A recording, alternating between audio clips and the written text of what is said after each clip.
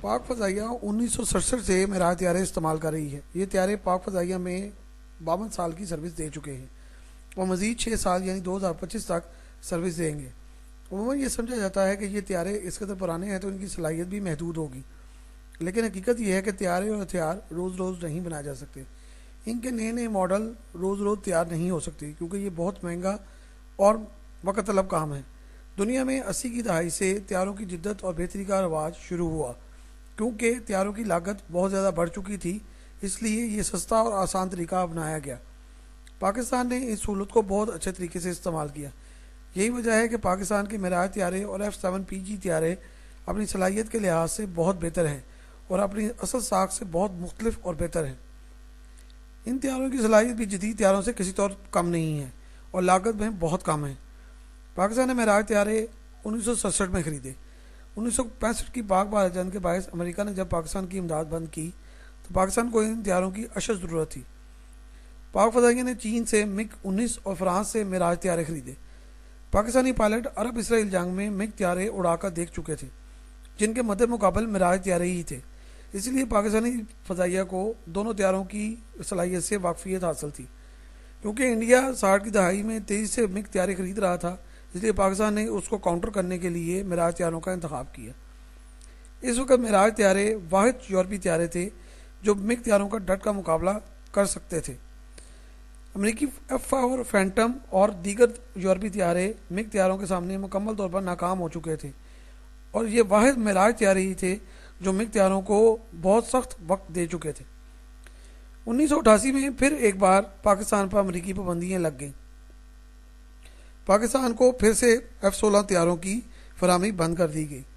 پاک فضائیہ کو اس وقت طیاروں کی اشد ضرورت تھی۔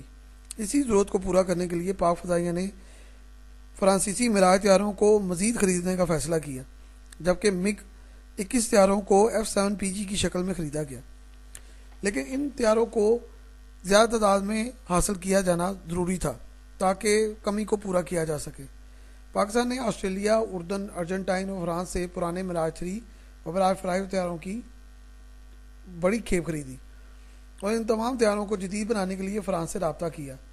پاکستان کے پاس موجود معراج 3 اور معراج 5 طیارے مکمل طور پر جدید بنانے کا پروگرام تیار ہوا۔ یہ پلان پاکستان ایروناٹیکل کمپلیکس میں پاکستانی پائلٹوں اور ٹیکنیشینز نے مل کر تیار کیا، جو 1990 میں مکمل کیا گیا۔ اس کے بعد ان طیاروں پر کام شروع ہوا اور ان طیاروں میں مکمل طور پر تبدیلی کی گئی۔ ان طیاروں میں جدید فرانسیسی، اٹالین اور پاکستانی نظام لگائے گئے۔ ان طیاروں کے radar, electronic system, attack, tracking, fire control system, computers سبھی کچھ تبدیل کر دیا گیا۔ تقریباً 50 سے زائد تبدیلیاں اور بہتریاں کی گئیں۔ اس بہتری کی وجہ سے یہ طیارے مزید 20 سے 25 سالوں کے لیے اپ گریڈ ہو گئے۔ آسٹریلیا اور فرانس کی مدد سے پاکستان ایروناٹیکل کمپلیکس کی شاندار کارکردگی کے باعث پاکستان ان طیاروں کو ملکی طور پر اپ گریڈ کرنے کے قابل ہو گیا۔ پاکستان نے 2007 میں ان طیاروں میں رات ایٹمی کروز میزائل کامیابی سے فائر کیا۔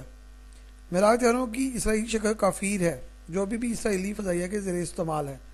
اسرائیل نے ان طیاروں کو مکمل طور پر تبدیل کیا اور امریکی انجن اور جدید آلات لگائے۔ یہ طیارے ظاہری طور پر معراج طیاروں سے مشابہ ہیں لیکن یہ مکمل طور پر اسرائیلی طیارے ہیں۔ امریکہ نے بھی ان طیاروں کو ان کے ڈیلٹا ونگز کے باعث 90 کی دہائی میں خریدا اور تاکہ ان پر تجربات کیے جا سکیں، جو ابھی امریکی نیوی کے پاس F-21 کے نام سے کام کر رہے ہیں۔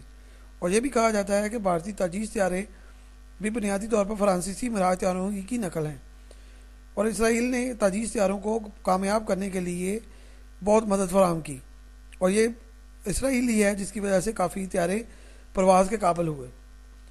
پاکستان اپنے معراج طیاروں کو 2025 میں ریٹائر کر رہا ہے اور ان کی جگہ نئے طیارے لیں گے۔ ان کی جگہ JF-17 تھنڈر بلاک 3 یا پھر J-10 کو لینے کا فیصلہ کیا گیا ہے، لیکن یہ وقت ہی بتائے گا کہ نیا طیارہ کون سا ہوتا ہے، ابھی تک یہ واضح نہیں ہے۔ بلال احمد شیخ، ڈیفنس